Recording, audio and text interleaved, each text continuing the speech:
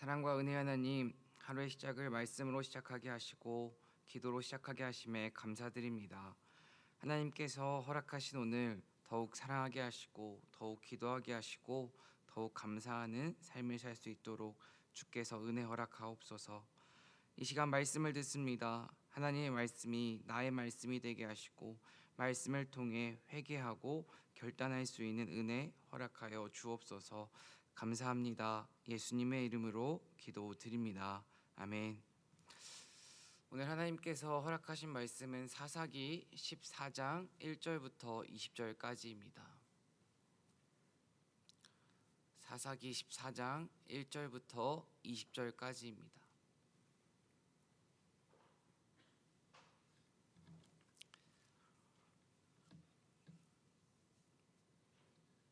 오늘 말씀을 함께 읽도록 하겠습니다. 1절입니다. 삼손이 딥나에 내려가서 거기서 블레셋 사람의 딸들 중에서 한 여자를 보고 올라와서 자기 부모에게 말하여 이르되 내가 딥나에서 블레셋 사람들의 딸들 중에서 한 여자를 보았사오니 이제 그를 맞이하여 내 아내로 삼게 하소서 하매 그의 부모가 그에게 이르되 내 형제들의 딸들 중에나 내 백성 중에 어찌 여자가 없어 내가 할례받지 아니한 블레셋 사람에게 가서 아내를 맞으려 하느냐 하니 삼손이 그의 아버지에게 이르되 내가 그 여자를 좋아하오니 나를 위하여 그 여자를 데려오소서 하니라. 그때에 블레셋 사람이 이스라엘을 다스린 까닭에 삼손이 틈을 타서 블레셋 사람을 치려 함이었으나 그의 부모는 이 일이 여호와께로부터 나온 것인 줄은 알지 못하였더라. 삼손이 그의 부모와 함께 딥나에 내려가 딥나의 포도원에 이른즉 젊은 사자가 그를 보고 소리 지르는지라. 여호와의 영이 삼손에게 강하게 임하니 그가 손에 아무것도 없이 그 사자를 염소 새끼를 찢는 것 같이 찢었으나 그는 자기가 행한 일을 부모에게 알리지 아니하였더라. 그가 내려가서 그 여자와 말하니 그 여자가 삼손의 눈에 들었더라. 얼마 후에 삼손이 그 여자를 맞이하려고 다시 가다가 돌이켜 그 사자의 주검을 본즉 사자의 몸에 벌떼와 꿀이 있는지라. 손으로 그 꿀을 떠서 걸어가며 먹고 그의 부모에게 이르러 그들에게 그것을 들여서 먹게 하였으나 그 꿀을 사자의 몸에서 떠왔다고는 알리지 아니하였더라. 삼손의 아버지가 여자에게로 내려가매 삼손이 거기서 잔치를 베풀었으니 청년들은 이렇게 행하는 풍속이 있음이더라. 무리가 삼손을 보고 30명을 데려와서 친구를 삼아 그와 함께 하게 한지라. 삼손이 그들에게 이르되 이제 내가 너희에게 수수께끼를 내리니 잔치하는 이래 동안에 너희가 그것을 풀어 내게 말하면 내가 베옷 30벌과 겉옷 30벌을 너희에게 주리라. 그러나 그것을 능히 내게 말하지 못하면 너희가 내게 베옷 30벌과 겉옷 30벌을 줄지니라 하니 그들이 이르되 내가 수수께끼를 내면 우리가 그것을 들으리라 하매 삼손이 그들에게 이르되 먹는 자에게서 먹는 것이 나오고 강한 자에게서 단 것이 나왔느니라 하니라. 그들이 사흘이 되도록 수수께끼를 풀지 못하였더라. 일곱째 날에 이르러 그들이 삼손의 아내에게 이르되 너는 내 남편을 꾀어 그 수수께끼를 우리에게 알려달라 하라. 그렇지 아니하면 너와 내 아버지의 집을 불사르리라. 너희가 우리의 소유를 빼앗고자 하여 우리를 청한 것이 아니냐. 그렇지 아니하냐 하니 삼손의 아내가 그의 앞에서 울며 이르되 당신이 나를 미워할 뿐이요 사랑하지 아니하는도다. 우리 민족에게 수수께끼를 말하고 그 뜻을 내게 알려주지 아니하도다 하는지라. 삼손이 그에게 이르되 보라 내가 그것을 나의 부모에게도 알려주지 아니하였거든 어찌 그대에게 알게 하리요 하였으나 7일 동안 그들이 잔치할 때에 그의 아내가 그 앞에서 울며 그에게 강요함으로 일곱째 날에는 그가 그의 아내에게 수수께끼를 알려주매 그의 아내가 그것을 자기 백성들에게 알려주었더라. 일곱째 날 해 지기 전에 성읍 사람들이 삼손에게 이르되 무엇이 꿀보다 달겠으며 무엇이 사자보다 강하겠느냐 한지라. 삼손이 그들에게 이르되 너희가 내 암송아지로 밭갓 갈지 아니하였더라면 내 수수께끼를 능히 풀지 못하였으리라 하니라. 여호와의 영이 삼손에게 갑자기 임하심에 삼손이 아스글론에 내려가서 그곳 사람 30명을 쳐 죽이고 노략하여 수수께끼 푼 자들에게 옷을 주고 심히 노하여 그의 아버지의 집으로 올라갔고 삼손의 아내는 삼손의 친구였던 그의 아내에게 준 바 되었더라. 아멘. 주님의 은총과 평화가 이 자리에 함께하고 있는 여러분들 가운데 가득하길 소망합니다. 지난 주일부터 대림절이 시작되었습니다. 대림절은 예수님이 이 땅에 오심을 기다리는 절기입니다. 특별히 대림절을 시작하면서 우리가 한 가지 더 마음 가운데 새겨야 하는 단어가 있습니다. 바로 돌아본다는 돌아봄이라는 단어입니다. 2021년 벌써 11월 마지막 날입니다. 이번 한 해 어떤 인생을 살아오셨습니까? 개인적으로 어제 하루 동안 올 한 해를 정리하는 시간을 조금 가져보았습니다. 한 해를 돌아보니 참 기쁜 시간도 있었고 슬픈 시간도 있었습니다. 새롭게 알고 관계를 맺은 사람도 있고 아쉽게도 저의 곁을 떠난 사람들도 있습니다. 참 아쉽고 후회가 남는 2021년의 시간이었지만 하나님께서 저에게 두 가지 감동을 주셨습니다. 첫 번째는 완벽한 사람은 없다는 것입니다. 그리고 이어서 하나님께서 저에게 주신 마음은 정말 하나님을 더 사랑하고 싶다. 하나님 정말 사랑하고 싶다라는 감동을 주셨습니다. 기쁜 시간, 행복한 시간, 즐거워하는 것도 우리의 인생이고 괴로운 시간, 참 어려운 시간 버티는 것도 우리의 인생입니다. 한 해를 정리하고 돌아보며 다양한 수많은 생각도 들고 다양한 감정도 생기지만 정말 마음과 목숨과 뜻과 힘을 다해 연약한 우리를 받아주시는 완벽한 하나님의 품 안에 그 품 안에 안기는 저와 여러분 되길 간절히 소망합니다. 어제는 우리가 사사기 13장을 살펴보았습니다. 사사기 13장을 통해서 삼손이 태어나는 과정에 대해서 우리가 묵상을 했습니다. 오늘 사사기 14장에서는 이제 삼손이 본격적으로 어떤 인생을 살아가는지가 기록되어 있습니다.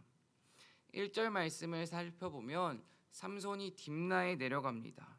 딥나에 내려가서 한 여자를 봅니다.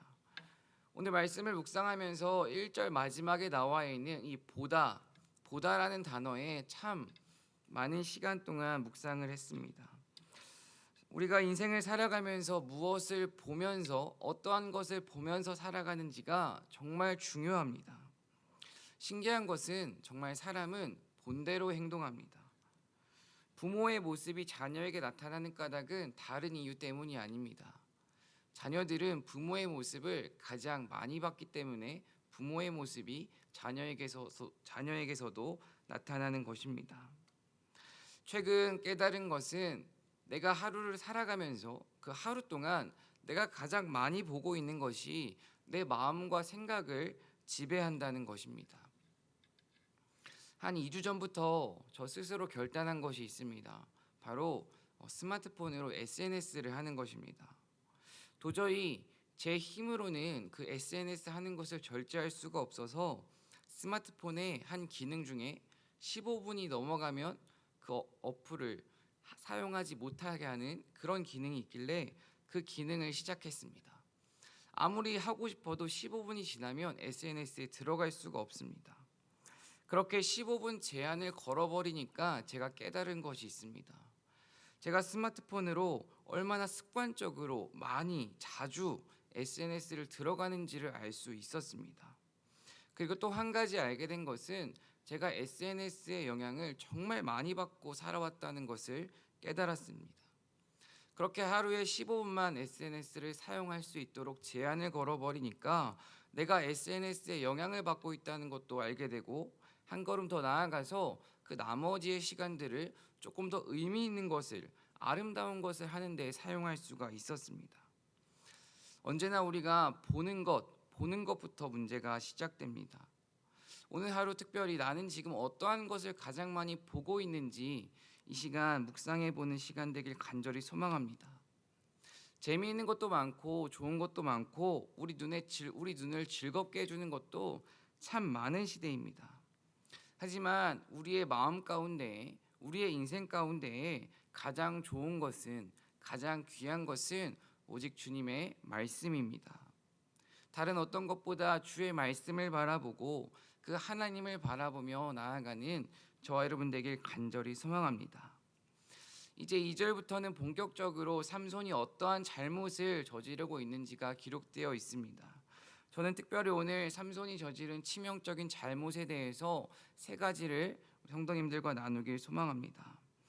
삼손의 치명적인 잘못 중에서 첫 번째 잘못은 자기 눈에 좋은 대로 행동하고 있다는 것입니다. 우리가 사사기를 묵상하고 있는데요, 사사기의 큰 주제는, 사사기를 한 문장으로 어떻게 요약할 수 있냐라고 묻는다면 자기 소견에 옳은 대로 행동하는 것, 내 뜻대로 행동하는 것, 이렇게 요약할 수가 있습니다. 하나님의 뜻을 묻고 하나님의 지혜를 구하며 행동하는 것이 아니라 자기 소견에 옳은 대로 행동하는 사람들이 기록되어 있는 내용이 바로 사사기입니다. 오늘 말씀 가운데에서 삼손이 등장합니다. 삼손이 한 여자를 보고 반해버립니다. 그런데 그 반해버리고 이제 삼손은 부모님에게 아내로 맡게 해달라고 허락을 구합니다. 하지만 부모님은 반대합니다. 심지어 부모의 반대는 이유가 타당합니다. 이방인과 결혼하면 안 된다는 것입니다. 이렇게 부모의 타당하고 합당한 반대에 삼손이 내놓은 대답이 참 재밌습니다. 한번 4절 말씀을 함께 읽어보도록 하겠습니다. 4절입니다. 그때에 블레셋 사람이 이스라엘을 다스린 까닭에 삼손이 틈을 타서 블레셋 사람을 치려함이었으나 그의 부모는 이 일이 여호와께로부터 나온 것인 줄을 알지 못하였더라. 죄송합니다. 3절 말씀을 함께 읽어보도록 하겠습니다. 3절 중에서 가장 마지막 두 줄을 읽어보도록 하겠습니다. 같이 읽겠습니다. 내가 그 여자를 좋아하오니 나를 위하여 그 여자를 데려오소서 하니라. 부모의 반대에, 부모의 타당하고 합당한 반대에 삼손이 내놓은 대답은 다른 어떠한 합당한 이유가 아닙니다. 단순합니다. 내 눈에 보기 좋사오니 내 마음에 드니까 그 여인과 결혼할 수 있게 해달라고 대답을 합니다. 삼손은 지금 자기 생각대로 자기 고집을 피우며 말하고 행동하고 있습니다. 특별히 오늘 말씀을 통해 우리가 마음 가운데 새겨야 하는 삼손의 치명적인 잘못은 자기 소견에 옳은 대로, 자기 눈에 보기 좋은 대로, 자기 마음에 행복한 대로 행동한다는 것입니다. 지금 삼손이 저지르고 있는 이 치명적인 잘못에 대해서 말씀을 준비하면서 내 눈에 보기 좋은 대로 행동하는 것이 지금 시대 정신과 참 똑같다는 생각을 했습니다. 교회도 세상도 자기 눈에 좋은 대로만 행동하려고 합니다. 하나님이라면 어떻게 생각하실까? 하나님 보시기에 내 행동이, 내 생각이 타당할까? 이렇게 질문하기보다 내 마음에 들고 있는지, 사람들이 나를 어떻게 평가하는지가 더 중요한 시대를 우리는 살아가고 있습니다. 최근 한 뉴스 기사를 보았습니다. 대통령 선거에 나오는 한 대통령 후보가 자신의 이미지를 바꾸는데 8천만 원을 사용했다고 합니다. 여기서 말하는 이미지는 그 사람의 내면의 모습을 말하는 것이 아니라 겉으로 드러나는 외면적인 모습을 의미합니다. 지금의 시대가 그렇습니다. 어떻게 하면 사람들의 눈에 좋게 보일 수 있을까? 어떻게 하면 사람들이 나를 좋게 생각할 수 있을까? 내 이미지를 어떻게 하면 더 아름답게 만들 수 있을까? 고민하면서 그것에 많은 투자를 하는 시대가 지금의 시대입니다. 물론 눈에 보여지는 것이 참 중요합니다. 멋있고 세련되고 깔끔하고 아름답고 이쁘면 참 좋습니다. 하지만 정말 중요한 진리는 우리 눈에 보이지 않는다는 것입니다. 겉은 멋있고 아름답지만, 겉모습은 화려한 것으로 치장하고 아름다운 것으로 꾸미지만 그 마음이 더럽고 게으르고 추악하다면, 말은 화려하고 멋있게 하지만 정작 그의 삶이 그 말의 뒷받침이 되지 못하고 그 마음 가운데에 부정적인 생각과 미움이 가득하다면, 하나님께 쓰임받지 못하는 것도 문제지만 곁에 있는 사람들에게 상처와 아픔만 주며 살아갈 것입니다. 오늘 말씀에 등장하는 이 삼손은 눈에 보이지 않는 하나님께 집중하지 않습니다. 3절 가운데에서 제 마음을 찔렀던 단어가 나를 위하여라는 단어입니다. 지금 삼손은 자기 자신을 위하여 살아갑니다. 이 새벽 스스로 마음 가운데에 질문을 던져보시길 소망합니다. 지금 누구를 위하여 살아가고 계십니까? 눈에 보이는 것을 위해 아둥바둥 살아가고 세상에서 일어나는 일들, 주변 사람들을 미워하고 부정적인 마음을 품으며 살아가고 있지는 않습니까? 이 새벽 특별히 나를 위하여 살아가는 것이 아니라 세상을 위하여 살아가는 것이 아니라 오직 하나님을 위하여 살아가기로 결단하는 저와 여러분 되길 간절히 소망합니다. 6절부터는 이제 삼손의 능력에 대해서, 삼손이 어떤 일을 하는지에 대해서 조금 더 구체적으로 나와 있습니다. 6절 말씀을 살펴보면 그가 손에 아무것도 없이 그 사자를 염소 새끼를 찢는 것 같이 찢었으나 라는 문장이 등장합니다. 지금 삼손은 아무것도 들고 있지 않지만 사자를 죽일 수 있는 힘이 있습니다. 지금 삼손에게 주어진 힘은 엄청나다고 말할 수 있습니다. 그런데 삼손은 지금 힘이 많은 사람이지만 힘이 많은 사람이기 이전에 우리가 기억해야 하는 것이 있습니다. 바로 삼손은 나실인이라는 것입니다. 삼손은 나실인이기 때문에 지켜야 하는 세 가지 규정이 있습니다. 첫 번째는 포도주와 독주를 멀리해야 하는 것입니다. 그리고 두 번째는 삭도를 머리에 대지 않는 것입니다. 그리고 세 번째는 시체를 가까이 하지 않는 것입니다. 이 세 가지를 삼손은 나실인으로서 꼭 지켜야 했습니다. 그런데 삼손은 지금 삭도, 자신의 머리를 자르지 않기 위해서는 부단히 노력하는 모습을 우리가 사사기 말씀을 통해 알 수 있지만 오늘 말씀 가운데 등장하는 삼손이 시체를 만지는 것, 자신이 시체를 만지는 것에 대해서는 그 시체를 만지지 않기 위해서 노력하는 모습이 전혀 보이지 않습니다. 이것을 통해 우리가 깨달아야 하는 것이 있습니다. 지금 삼손이 저지르는 치명적인 두 번째 잘못은 하나님이 아니라 사람을 의식하며 살아간다는 것입니다. 사람들의 눈에 보이는, 머리에는 집중하지만 사람들이 아무도 없는 곳에서 시체를 만지는 것, 그 시체를 만지지 말아야 하지만 그 규칙이 있지만 그것을 어기는 것에 대해서 자신이 어떠한 노력도 가하지 않습니다. 세상을 살아가다 보면 하나님보다 사람을 의식할 때가 참으로 많은 것 같습니다. 특별히 전도사로 살아가면서 늘 기도하고 늘 조심해야 된다고 생각하지만 하나님을 더 의식하고자 노력하지만 늘 사람의 평가에 더 귀를 기울이는 저 자신의 모습을 보곤 합니다. 하나님께서 우리에게 원하시는 것은 사람의 소리, 세상의 평가에 우리의 모습을 비추는 것이 아니라 하나님의 말씀에 나를 비추기를 하나님께서는 원하십니다. 우리가 진정 평가받아야 하는 대상은 사람이 아닙니다. 오직 하나님이십니다. 이것을 믿고 사람을 의식하기보다 정말 하나님 앞에서 하나님을 의식하며 살아가는 저와 여러분 되길 간절히 소망합니다. 마지막으로 삼손이 저지른 세 번째 치명적인 잘못은 19절과 20절 말씀을 살펴보도록 하겠습니다.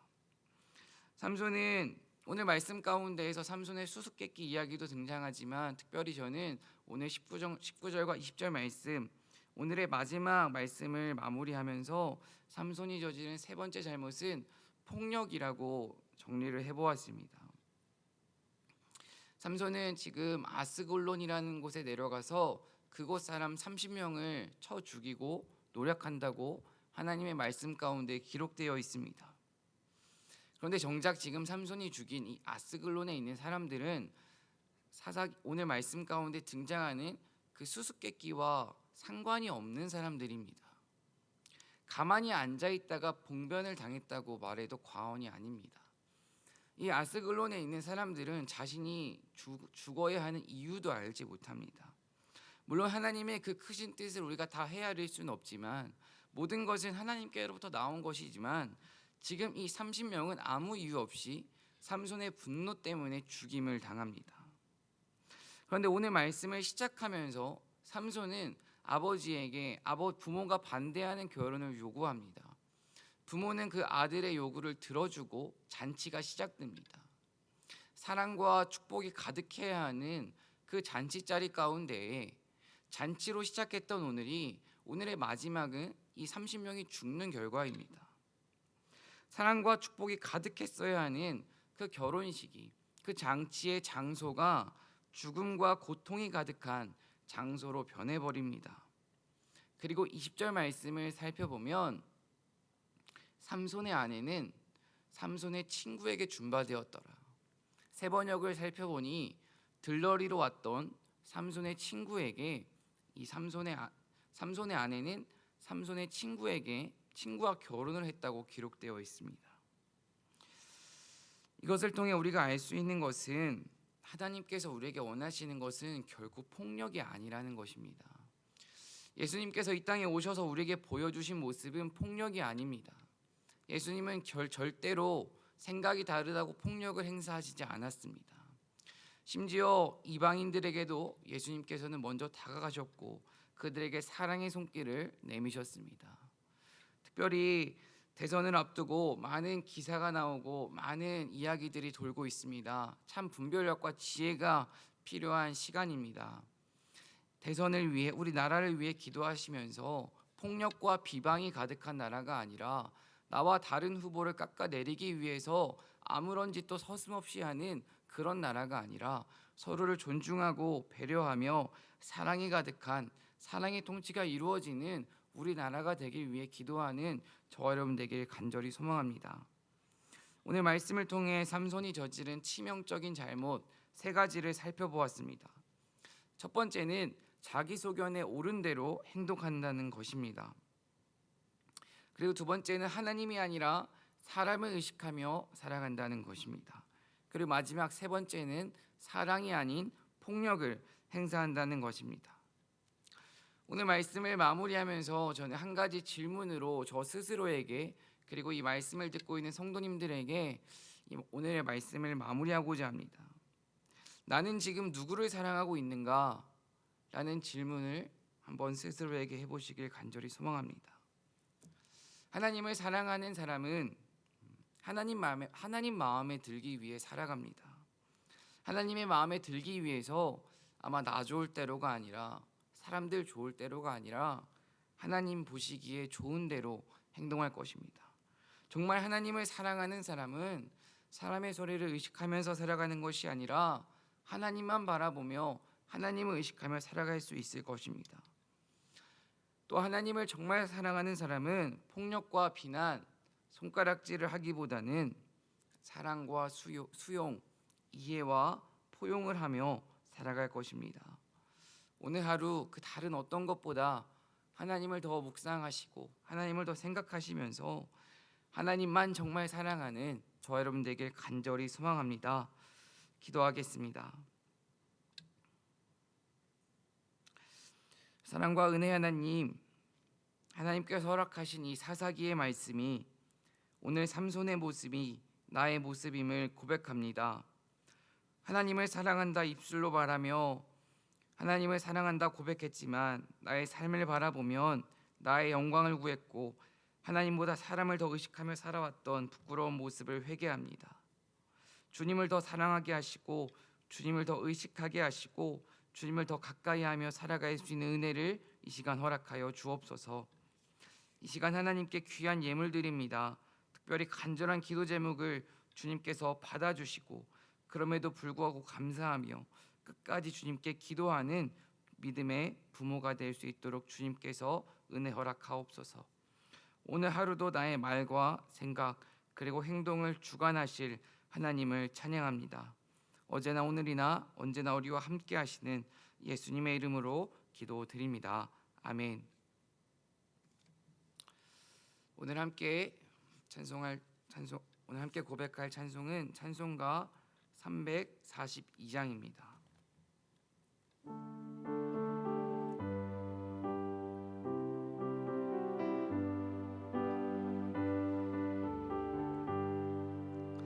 너 시험을 당해 죄 짓지 말고 너 용기를 다해 곧 물리치라.